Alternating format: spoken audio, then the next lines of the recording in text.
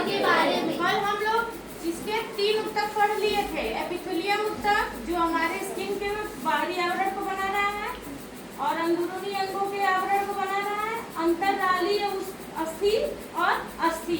आज हम एक पढ़ेंगे ऐसा ऊतक जो हमारी पूरे शरीर में तरल रूप में पाया जाता है, लिक्विड के रूप में, ठीक है ना। वह है रक्त। क्या?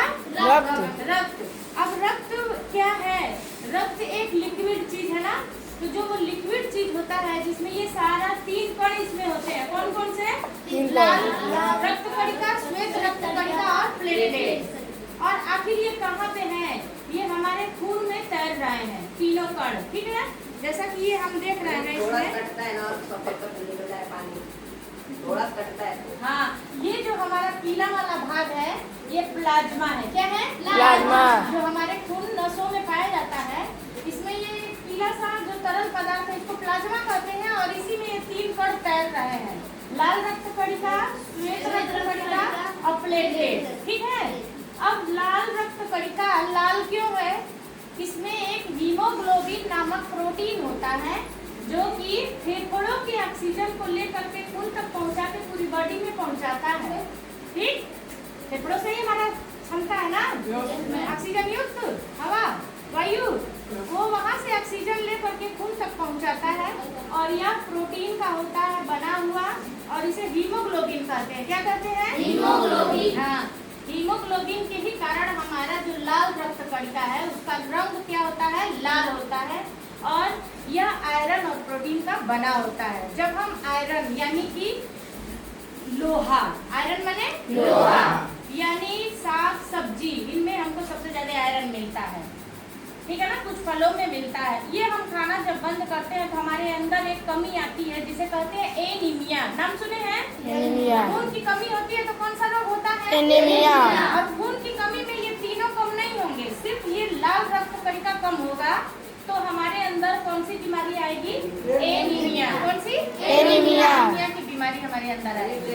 एनीमिया पीलिया कौन है? नहीं बेटा, पीलिया दूसरी चीज है, वो पानी की गड़बड़ी से होता है। और ये जो है हम खून में हमारे आयरन की कमी होती है तो हमारा रेड वाला ब्लड सेल्स कम हो जाता है तो कहते हैं कि हीमोग्लोबिन कम हो गया है। डॉक्टर बोलते हैं ना कभी चेक करने के लिए तो कहते हैं आपका हीमोग्लोबिन कम हो गया है, यानी कि आपका लाल रक्त कणिका कम हो गया है, ठीक है ना। और उसके बाद आता है श्वेत रक्त कणिका। इसका क्या काम है?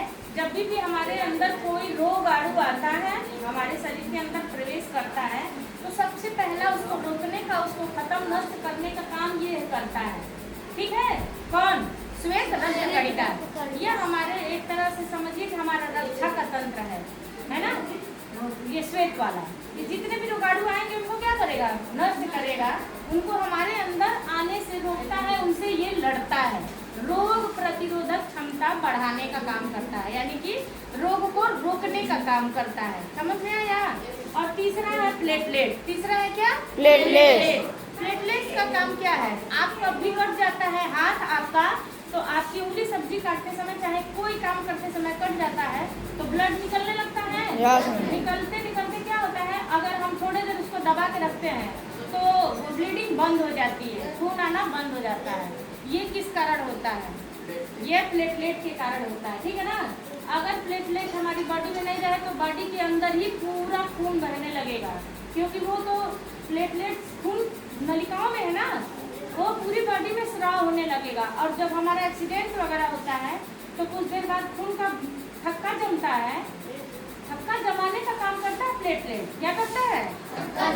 खून का थक्का। जब हम रोक लेते हैं तो थोड़ी देर के लिए क्लॉटिंग मतलब खून का जमना, और खून जम जाता है फिर उसके बाद से हमारा खून बहना बंद हो जाता है। नोटिस किया है ना? ये दबा देने के बाद खून बंद हो जाता है ना, ये हमारे प्लेटलेट का काम है। आ गई बात समझ में?